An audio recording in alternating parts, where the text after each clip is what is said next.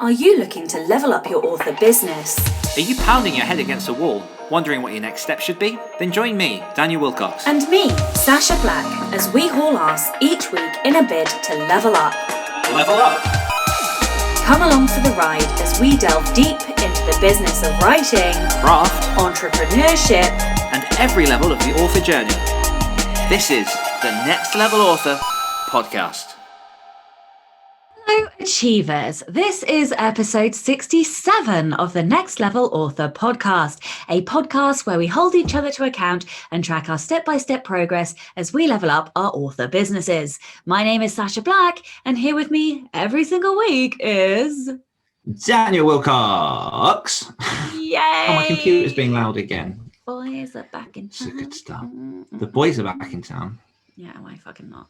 I was always one of the Alex. lads at uni. Lads. I'm not even going to bother to silence my computer. Like, people can hear the aircraft taking off right now, and that's fine by me. The aircraft. Oh my god. Right, so check in. Are you remembering how to run an episode? Yeah. It's been a while. So long. It's been like a month since I've done this, and I'm like, who am I? What are we doing? How was your week? Because I don't actually know the answer to that anymore. I used to know the answer to that. Not anymore. You've abandoned me. My week has been good. I mean, it hasn't been weird. I'm trying to not say that every episode. Of course it's been weird, but I think unusual more than weird. Let's do an unusual week t-shirt and just find synonyms This is for synonym weird. week, yeah. It's been an atypical week. No, I've had a week in which, I've listened to a bunch of podcasts, and I did put a video up on my Instagram yesterday basically saying that, when you see a particular brand of car, or you're looking to buy a car and suddenly the only car you ever see is that car. Yeah. It's that for me, but with focus. So I mentioned before, I had a coaching call with the Better Faster Academy, and one of the things they spoke about in there was focus and just getting stuff done. Mm. And then Have I you listened to a booked your podcast this week. call for this month, by the way? No, I've jumped out of the Patron for this month. Oh, okay. But and then I was listening to another podcast, and then it mentioned in that about focusing, and then it gave a really cool acronym for focus, which was follow one course until success. And it's one of those things that the more I let myself think about it, the more I am enjoying. Sorry, I've got cinnamon in the back of my throat still. It's not COVID, it's cinnamon, because I did the cinnamon challenge. But people haven't seen it on Facebook yet.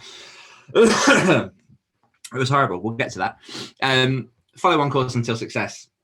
And I am slowly in the process of peeling back lots of stuff. And I feel like I'm kind of shedding layers of my skin until I can finally get to the thing that I really want to focus on and go whole hog into that.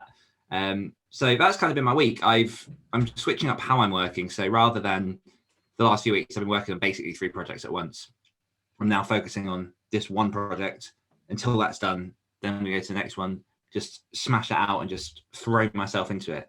And hopefully, number one, that'll give me some wins to give me the wins to keep on moving forward, but it'll just help me make progress faster is my hope. So it's been a lot of that. It was my granddad's birthday yesterday, so we went out for a meal, which was lovely. God, I remember your granddad's 80th birthday. So he must be 80. Year, yeah. Because that was the day that our no sugar competition stopped. Because I was like, well, he's eating sugar now, so it's game over. Because I ate scones. Yes. And they were delicious and well worth it. Yeah. So yeah, it was his birthday yesterday, so we went out for a lovely meal, which is very, very weird. I was talking to him because my sister came along as well. I was talking to her about, I have this real trepidation with social situations right now. So I saw a friend last week and forgot how exhausting it was just to sit and talk to someone for an extended period of time, because I stayed at his overnight, and it's one of those I can't just leave. We have to just keep talking until one of us gets tired.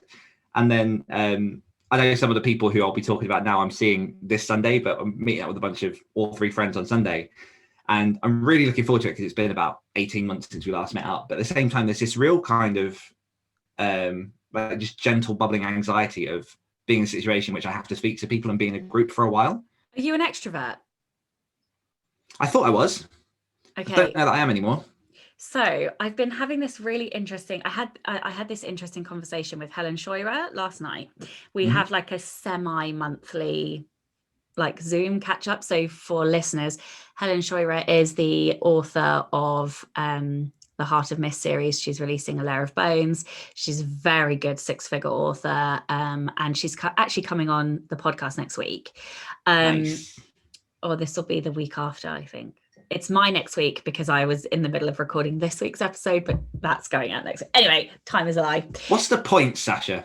The point is, we were talking about this very thing. And I think social interaction has changed since COVID. But more to the point, we were talking about the fact that some social interactions are rejuvenating and some are draining.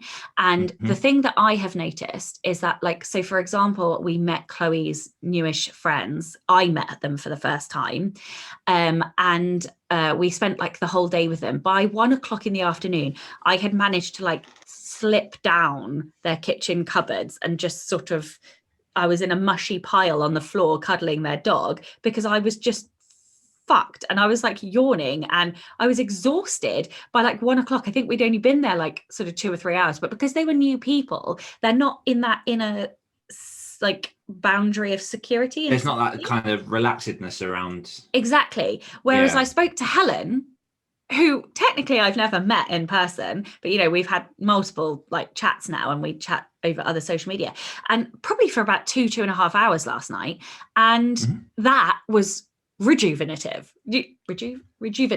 anyway. And so like I think there is a difference between like the type of social interaction, because sometimes when I see you we drain each other because we're doing like strategy days, and then other times we see each other and actually it's rejuvenating, like when we had lunch in the pub and like I went away really, you know, full of beans after that. So like I'm looking at social interaction in a really different way these days, and I think there are some types of interaction like when people are in your security comfort zone, generally that is a rejuvenating type of interaction.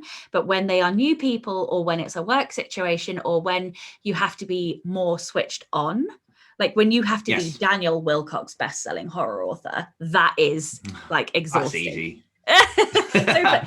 And I will reiterate, just for the people who I do know listen to this podcast, who I am seeing on Sunday, I am very much looking forward to it. It's not that I'm not. There's just I think it's just something to acknowledge after 18 months of reduced real social interaction. Yeah, like we are not. And the world's still confusing. Like it's, do you book places? Are some places track and trace? Like how long can you stay in certain places? There's all that kind of stuff piled on top of that. So it'll be fun. It'll be fun. Exactly. So how about your week? Yeah, my week was trying. I've got my son isolating. Today is the last day of isolation. Oh wow, flashback to a year ago. Yeah. So basically, and we'll get to this in the weekly confessional, I had to just readjust everything because I think I was slightly ambitious for this week. He's been a really good boy, and I'm very grateful that he's such a good boy, but it is difficult because when he's at home and in isolation, I instantly feel like I should not be working and that I should be just playing with him all of the time. But I am in launch month. I have, completely honest, I have some financial pressure around this launch. I have to hit a certain amount of money, and that is adding additional stress. And then to lose a significant quantity of working time a couple of weeks before the launch, I've had tension headaches most of this week. It's now affecting my sleep. I didn't sleep last night. I am stressed. That is the answer. If I'm honest, I'm really fucking stressed. I really need to meet a certain goal. I don't know that I'm going to. It's, pre-orders, you get some pre-orders, but most people don't pre-order. So you never know what is, it's, pre-orders are not necessarily indicative of what the response will be once it's launched, but also it's often sort of predictive. They're not where they need to be. I'm feeling like I'm not doing enough. This time last year, I did not realize, but I launched on the 29th of May and moved house on the 10th of June. Like that, how I did that, I don't know how I did that. Nope. But like I did that, and I feel just as stressed this time because there's the additional financial pressure, but then also there's like COVID pressures. Well, to be fair, we were in COVID last year as well, but you know, we weren't. Oh, I think we were isolating. I don't actually know how I did it last year because I feel like this year it's harder. But maybe that's Because you've just got more time to think about it this year. Yeah, but also there was less financial pressure on the last one. Like I needed to do well, but I didn't anticipate the response to the last one. But now, because I had that response, the competition in me wants to beat it. But then, of course, also financially, I need to make a certain amount of money. So yeah, I'm feeling stressed because I'm not getting the amount of work done that I need to, and I had done more by this time last time, if that makes sense. So yeah, I'm Life is fun. Yeah, I'm feeling it. So next in then is success of the week. So that's me, isn't it? That's called a level up. So my level up that I'm choosing is Holly Line, and she says I got to #1 in 4 categories across Amazon with my first in series, which I think is fantastic. I think that's awesome. Congrats. Yeah, and I hope you took a ton of screenshots, and yeah, a ton of screenshots, because that is a thing you need to remember. My folder's full of them. Like every book's got like screenshots from wherever it ranked when it launched. Yeah, I haven't ever gone back and looked, but I do take the screenshots as well. Do we have a new patron? We do. Hello, Gisette Taveras. Thank you. Welcome to the NLA tribe. Yeah, thank you so much for joining us. And we would normally have a NLA live patron Q&A, but this month we are foregoing it. I hope you can forgive us. Both of our diaries are just clashing and we can't get a slot. So we're going to have a slightly longer one next month to make up for it. Yes. So, yes. All right. Thing of the week that you have enjoyed. I'm going to go for, so people who listen to this podcast probably know that I run a writers group, which we meet on Zoom twice a week. I lead sessions, people sprint. It's called Wilcox Writers. And not only did we have sort of like a slew of new people jump in, which is really, really awesome to meet some new people, but we've officially got a trailer for the group now. So over the past 2-3 months, one of our members, Sam Frost, has very, very kindly offered to jump in. She's interviewed people, she's pieced bits together, and she's come out with this amazing trailer. It's about 5 minutes long, but it gives you like a real insight into what you can expect from the group. So if people aren't sure about what it's like to be part of an online writing group, everything's kind of answered in there. And I'm really, really excited because we're going to start promoting that today, which is last Friday, if you're listening to this on the day of release. Are you going to post hopefully it? We'll have seen it. Are you going to post it on our NLA I can YouTube? I think you should. I don't see why you shouldn't. It's there I'll to plaster it everywhere. Yeah, do it. Yeah, but yeah, I'm just happy with how it turned out. Like, it's really representative of what the group is, and just how willing the people who are in the video were with their time and their efforts, and how kind they've been. It's just I'm really, really happy with it. Cool. You've not seen it yet, have you? I have seen bits of it. I haven't seen it all the way through, I don't think. So the thing that I have enjoyed is myself. This is going to sound so egotistical. Welcome to NLA After Dark. I literally don't care. So in recording my audiobook, I made lots of boo-boos. And as I'm sure you can all imagine, my boo-boos are R-rated. And so for a bit of fun, a few shits and giggles, I didn't do all of them, but I pulled out some of the best boo-boos and I dropped them into an outtakes folder. And I shared that outtake reel with my patrons, and oh my God, like the laughs, like people were literally crying with laughter. And I have cried with laughter multiple times listening to it. And I sent it to like a couple of other people. And like I've had people tell me it's literally made their week, and the fact that I've made somebody else's week has made my week. Aw. So, yeah, so like it is Didn't bother so sharing it with me, though, did you, obscene. Sasha? Excuse You me, moaned I that you sent moaned that we never it. see each other. You didn't bother like sending it over and just. I sent it to like, I don't Educated even Queens, like. so Are we even friends fuck anymore? you. Like I just don't know. Just don't know. You didn't even bother to react to the fact that I sent it to you, but I sent it. it in Educated Just Queens. throw it into a group chat and then assume. You did not even reply. You didn't even acknowledge Because I've that been I busy, texted man. you. Yeah, well, fucking. You Well, don't welcome to the acknowledge last me episode of anymore. NLA. Yeah. Yeah, so y'all need to reel yourself in, Daniel.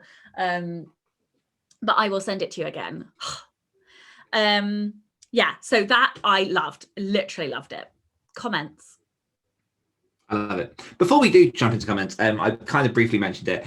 I did, for people who are interested, because I said last week on the podcast that I was going to do the cinnamon challenge, and I was very, very aware as we came to the recording that I hadn't had time to just jump in and do it. So I have now done the cinnamon challenge in solidarity of the people who failed the challenge, weren't quite up to doing the cinnamon challenge. It is horrendous. Like, I didn't think it would be so bad because it's a flavor. Do you know what I mean? It's cinnamon, and I thought it'd be kind of like a little bit mushy and whatnot. It does not. Every single flake just like goes into every single part of liquid in your throat and just immediately just dries the back of it. So well done. A special shout out to Scott, Cassie, and there was someone else that did the challenge, wasn't there? Was it Maggie? Oh, I didn't see it. I only saw 2 videos. I'm pretty sure there's another one. Like 99% sure. Anyway, we'll check that. But yeah, I did it and it was horrendous. So we've not said about the next level up challenge, have we? Because we are going to be talking after this recording, and we're going to be posting in the Facebook group what the next challenge is for July, August, and September, and what the failure task shall be. Because we've got to work out what our things are going to be for the next few months, which is going to be difficult because we have summer holidays and children. Yeah. Okay. Comments. Oh yeah. Gone. Well, I did mess up the order. Technically, it should be weekly confessional and then comments. Well, let's do weekly confessional then. Okay. Sasha will continue launch tasks and report back how many she's done, continue editing the audiobook and report back on progress, and continue her morning sessions. Okay. So partway through the week, I had to message Dan and be like, bitch, we need to change our tasks.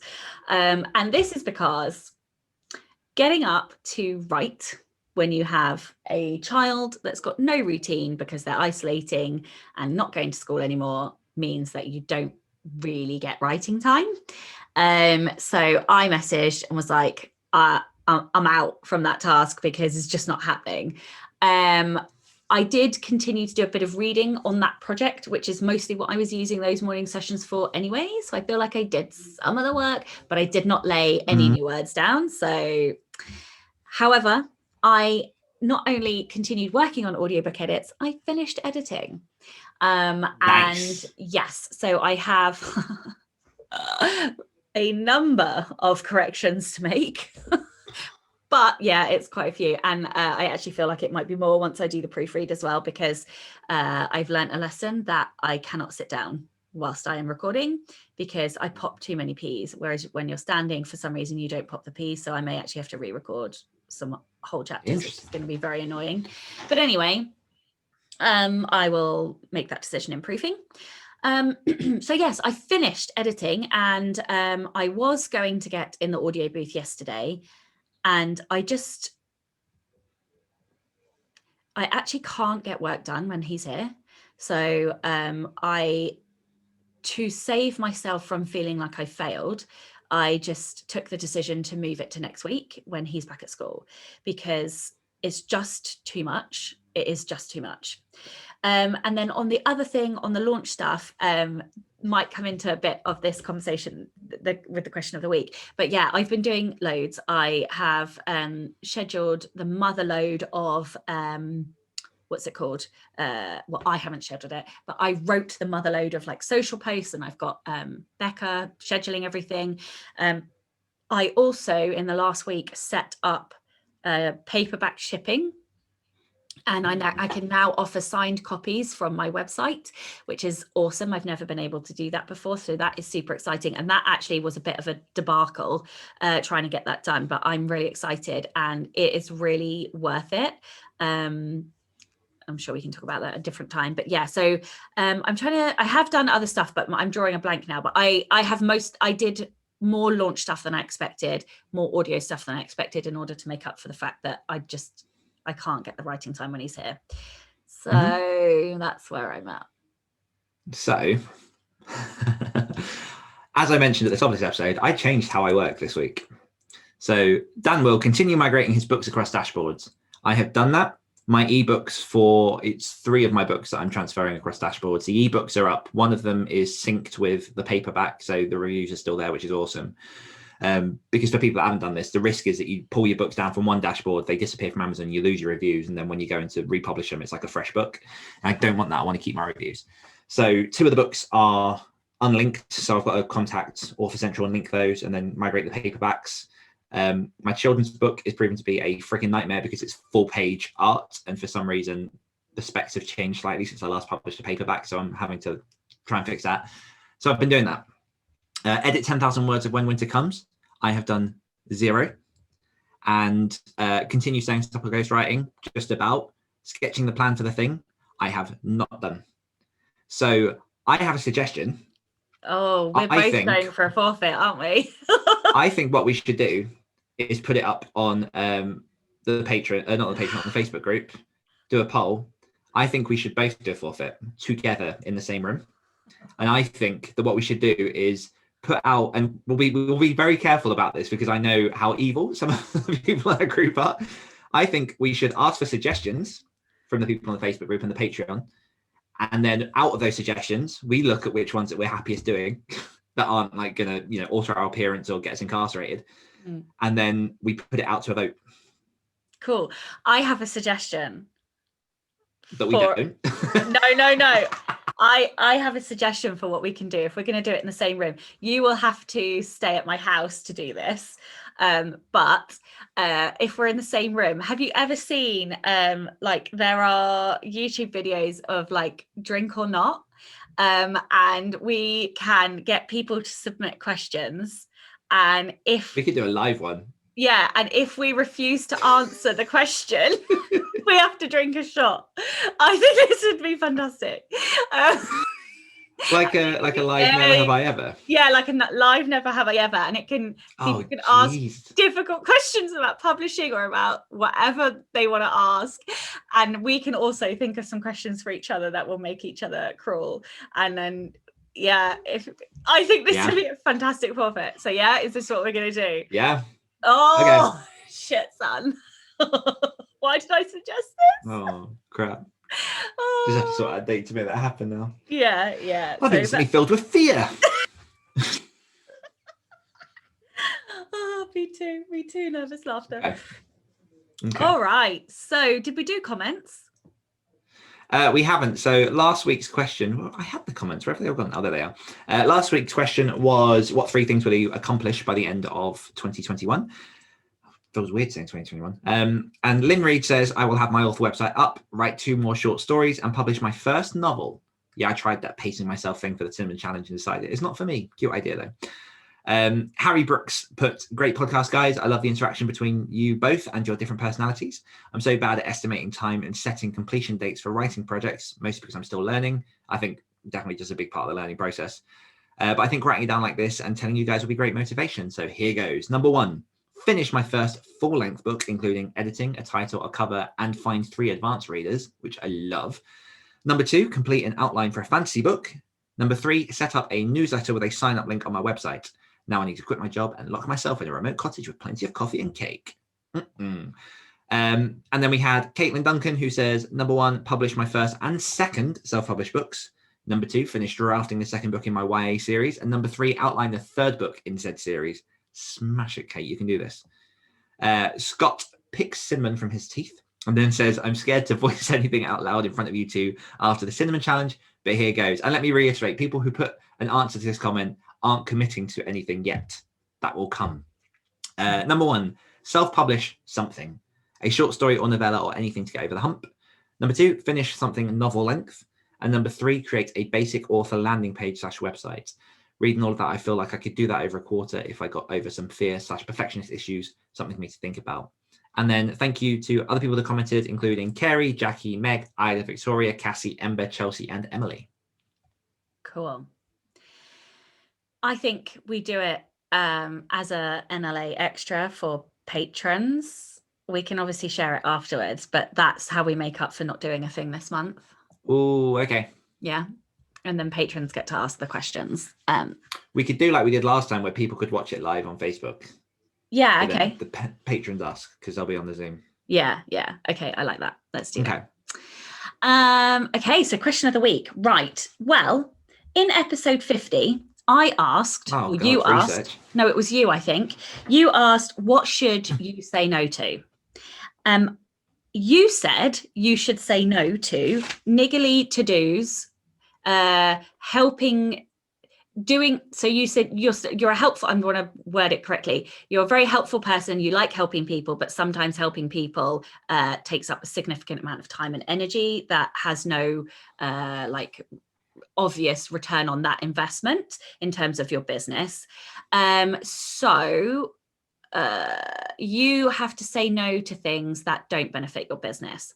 I said I had to say no to distracted working and say no to yes.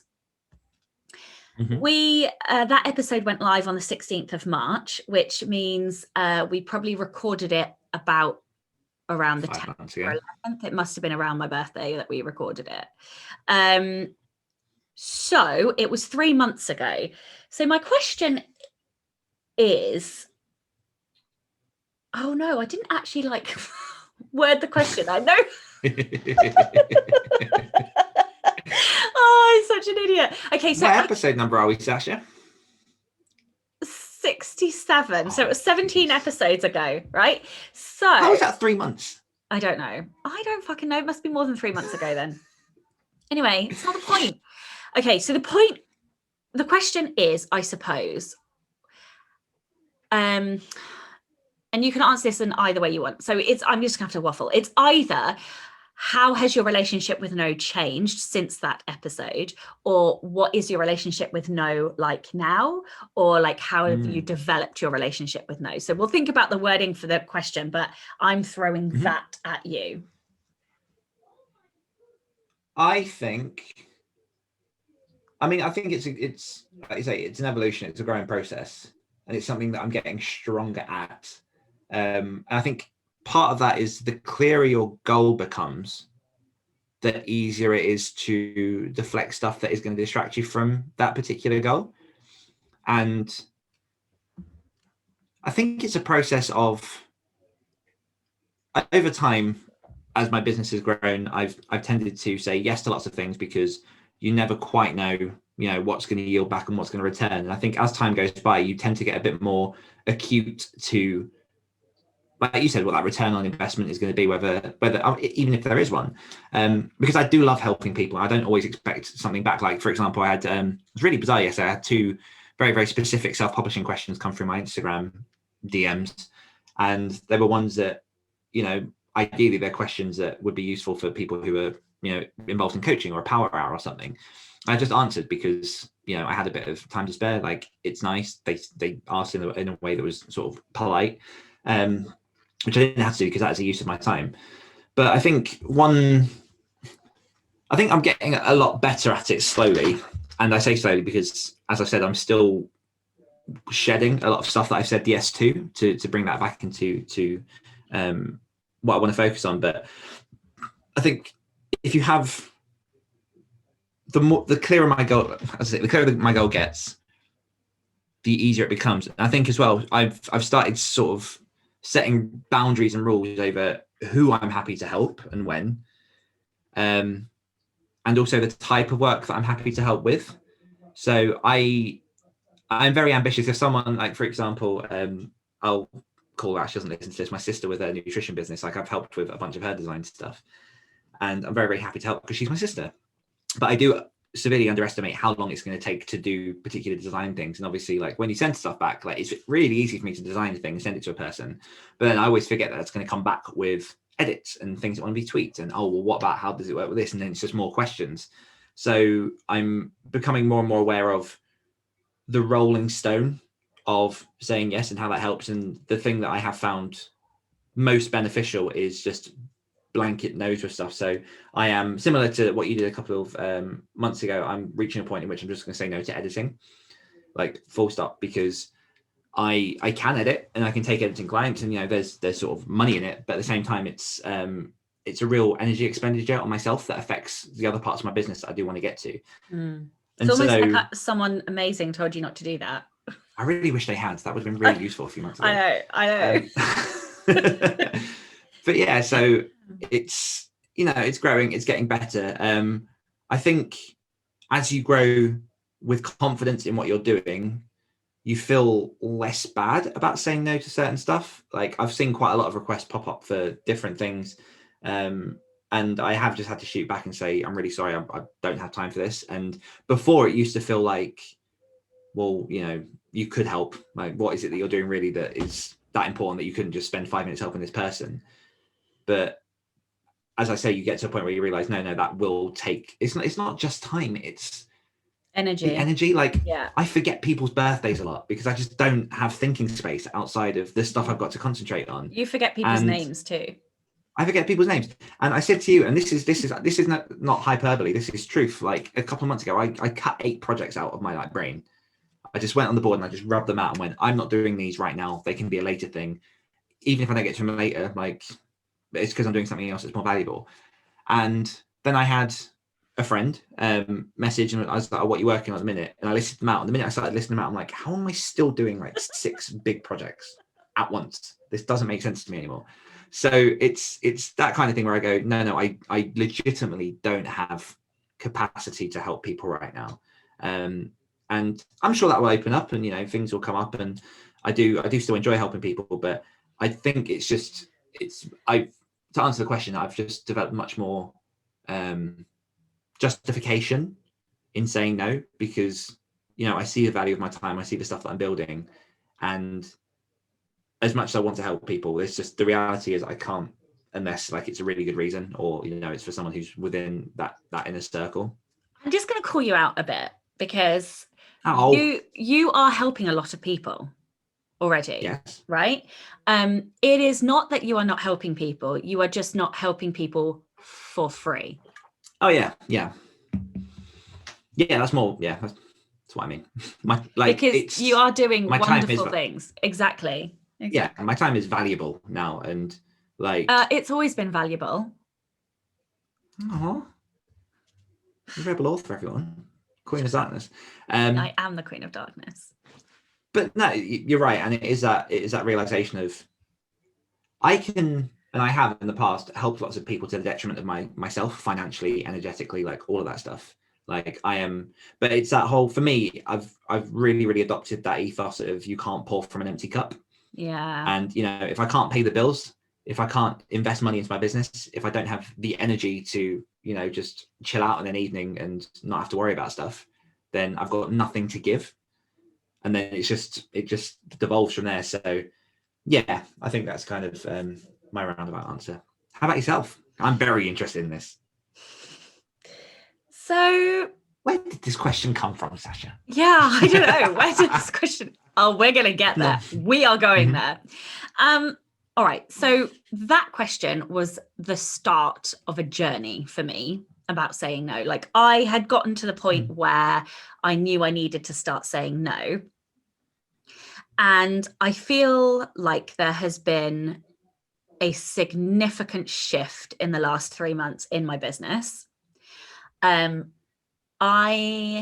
am completely and wonderfully overwhelmed with offers for like speaking gigs, for podcasts. Like I have 9 emails in 9 things in my inbox that are all requests for my time. And some of these will have a big return on investment. Some of them will have a small return on investment. Some of them will open up a new network, even though there might not be a financial, and some of these are just about meeting wonderful new people. And all of those things are wonderful and an opportunity, but I'm only one person. And I used to be very worried about saying no. I used to find it very, very difficult to say no to people. I didn't, much as if you go for me, I will fucking destroy you, right? Like, but if you're being nice to me, I want to be nice back. Okay. I'm a nice-ish person most of the time. Pull back. My brand. No, but like, don't, like, it's true. Like, if we're in a martial arts fight, I am gonna knock you the fuck out. But if we're well, it's true, I am. If we forfeit, we're gonna wrestle. Yes. Oh, let's do it. But if we are exactly, if we are, friendly, or you're a peer or you're in the community, then like I do want to help you. I like helping people. I like being nice to people. But I have definitely tipped over the edge of how much time I have versus the number of offers and requests that are coming in. And that realization of me saying no to yes was quite big, I think. And I have definitely taken that, and I have been working on saying no.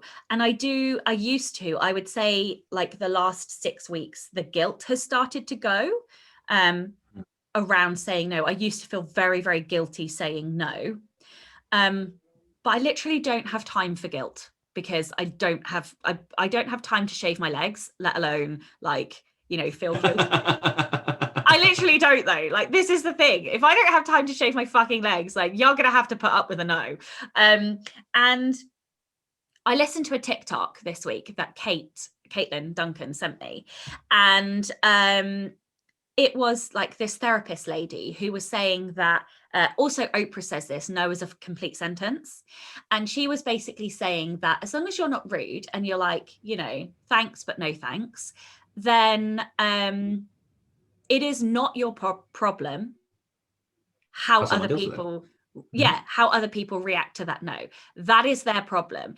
And it makes them feel uncomfortable because they have laid out a set of expectations for themselves, or an expectation on you and how you are going to react. But if you start trying to explain yourself, then you are no longer putting up boundaries. You are dealing with somebody else's boundaries. And so it is okay to say no.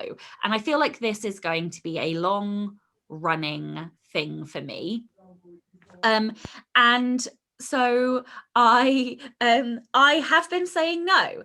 And what is really interesting is that there are really mixed responses to no. So for example, this morning I said no to someone.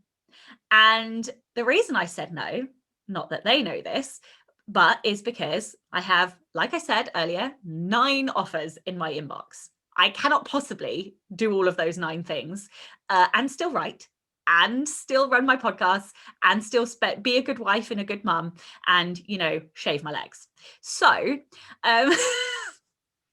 so I said no, and I was very polite, and I just said, thanks for thinking of me. But unfortunately, I'm going to have to say no. I got a 4 or 5 paragraph abusive email back, basically telling me that I'm a C-bomb, and that I am siding and doing all of these things, and basically a really horrible person for saying no to this person. And that was a real shock to me, because it's the first time I've had a no response like that. And it's been a really interesting morning for me, wrangling the emotional side of me that wants to emotionally react and stand up for myself, and the rational part of me that's like, nope, your boundary was no. You are entitled to say no, and you do not have to explain yourself to anyone ever. And so I feel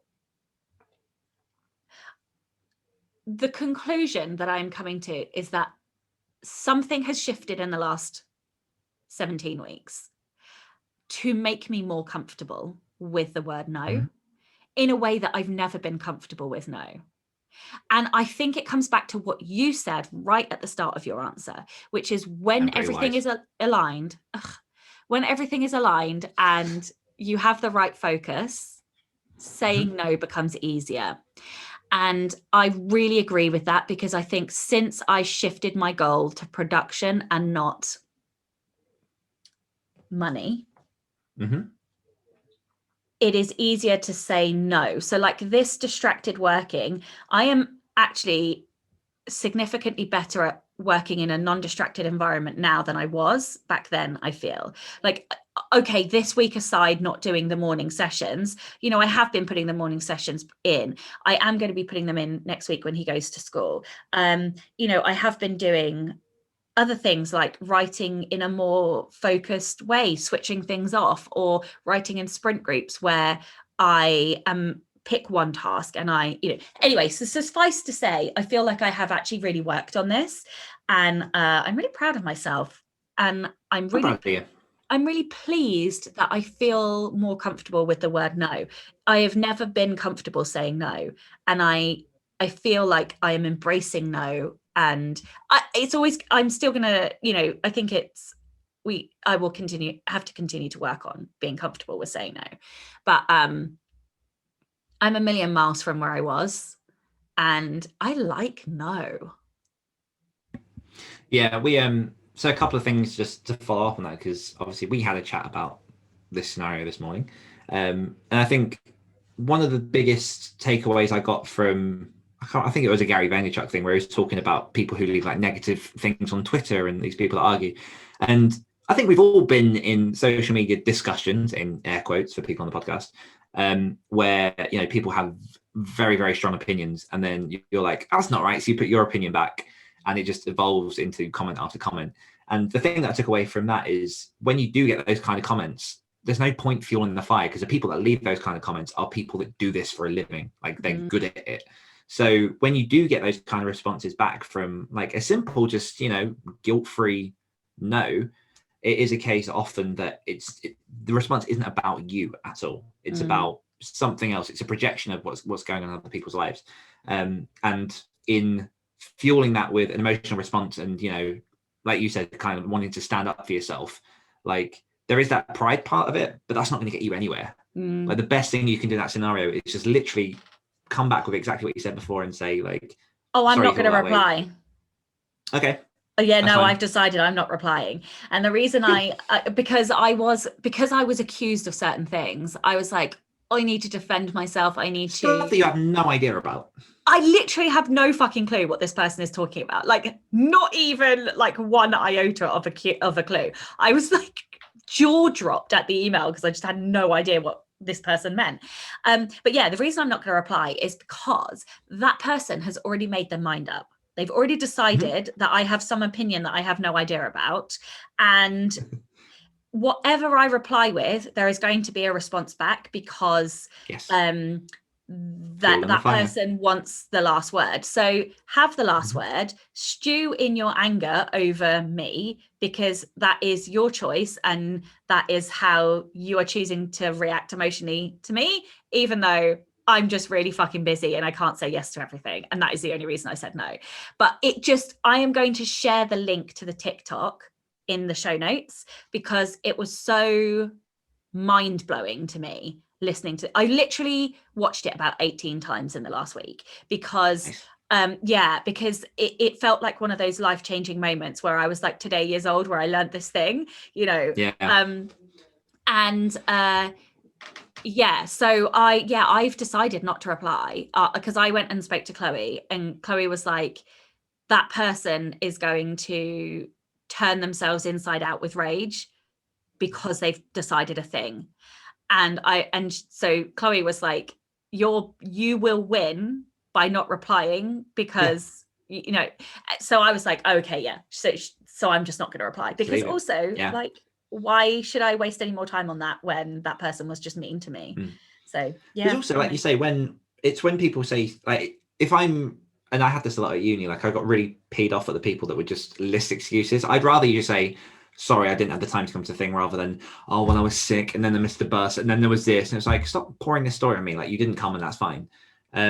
But the other part on that kind of comes back a little bit to what I was saying about rules. And I got that from Tim Ferriss and Seth Godin, so Tim Ferriss has a rule with speaking gigs where it's basically so when he doesn't do speaking gigs anymore, but when he did, it was a case of he never really knew what to charge people. So his 2 rules were whoever paid the last highest price, that was his standard price. And anytime that increased, that was his then set price. And once you set a price, it's a non-negotiable, and either people pay it or they don't. And it just gets rid of all of the fluff of negotiation, everything else. And he said the only other exception to the rule is if it's a charity gig, he does it for free because they're your 2 rules. Seth Godin, I believe it is. I'm pretty sure it's Seth Godin, although he has blurred. Anyway, Seth Godin has a blanket rule, or is it Tim? One of them, as a blanket rule, doesn't blurb books. So it doesn't matter how many books you send over, they do not blurb books. And that just it takes the center of that decision from you and assessing a situation to an external thing and just says yes or no. Is this an opportunity that's going to do X or Y? Okay, now I know the answer. And it just removes a lot of that thinking space and that brain space from, the actual decision itself. Yes, so much. The automatic response, because that is the system or rule, or I love that so much. I am going to have to go away and intellect on that. The other thing that is happening with no is that I am seeing boundaries where I didn't see boundaries before. And this also comes to that TikTok. And although I don't have Relator in my top 10, because I don't have any relationship strengths in my top 10, Relator is one of the first blue ones that I do have. So that is how I relate to people. But relators are very clear about boundaries. And I feel like I am starting to see lines in the sand where I didn't see them before. And there are certain people in certain circles and certain people who are not in those circles, and that's okay, but it changed the rules of engagement, and it changes the interaction and how much you can do for those people. I'm learning so much about myself. It's been a few months for you. Yeah, it has. I feel like the whole boundary thing is a whole nother week and episode. And the question was about no, but it's my question. Yeah, there is a lot going on right now in my brain as well. So can you help me word this for listeners? Because I don't quite know how to word this question. So what was the phrasing of the last question? Episode 50. What should you say no to? What is your relationship with no? Okay, cool. So listeners, what is your relationship with no? And how are we leveling up our business this week? So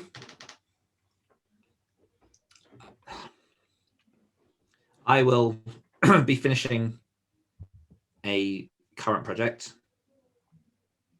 which I won't specify what that is because I can't. I will have that finished. It's the thing, isn't it? It's a thing, Dan. No, it's not the thing. Annoyingly, I've realized that I need to clear some stuff off before I can fully invest my mind in the thing. Right. It's like slowly rolling forward. Yeah. But I feel like I just need to shed this other stuff before I can go and just shove it. So I'm going to finish one project, and then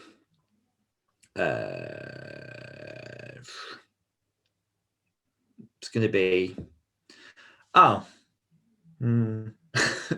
Wow. Focus down. I'm going to do 20k ghostwritten words.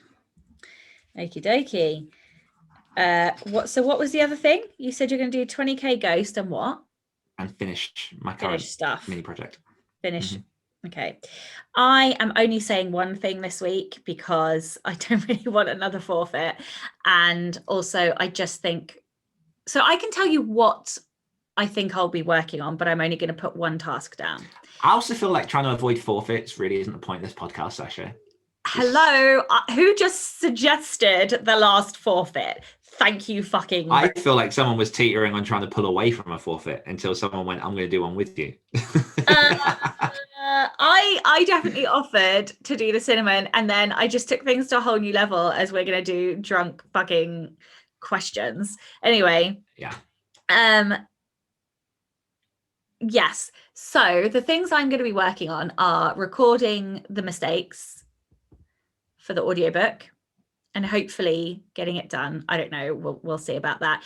And launch stuff. So the thing that I'm putting down is the launch stuff, because I have a lot of launch stuff still to do. So I pretty much don't. The reason I'm reluctant to put the audiobook down is because I'm under so much time pressure now for the launch that really I ought to focus on just that. But also I'm so close to pushing the audiobook over the line that the achiever in me is like, just fucking finish it. Yeah, exactly. Yeah. But realistically, I'm not going to put that down, because if I have to sacrifice doing that, I am going to, in order to get the launch stuff done, because that is my one focus. So my one focus is smashing out launch stuff this week. Because I would like to be done by the 22nd when the Becca's conference starts. So I have like 2 weeks to get everything done for launch stuff. Go get it. Yeah, so I will be working on that. I feel like there was one other thing, but never mind. Yeah. Pre-order 8 Steps to Side Characters. You can buy the self-publishing blueprint. All the links are in the show notes, including, which we didn't realize we hadn't even put on there, our freaking website. So if you want to find out more about us, it's on there. All right, awesome. And we will see you next week. Bye-bye. Bye-bye. Hungry for more? If you enjoyed this podcast, you can hear more of my angelic accent and Dan's dulcet tones on our other podcasts. For more of me, check out the Great Writers Share podcast. For more of me, listen to the Rebel Author podcast. We'll be back next week holding each other to account as Dan and Sacha become Next Level authors. But I don't know that I'm ready to commit. I have a problem with commitment. I don't like I'm commitment. getting flashbacks. To what? To past relationships. He's not ready to commit. I'm not ready to commit.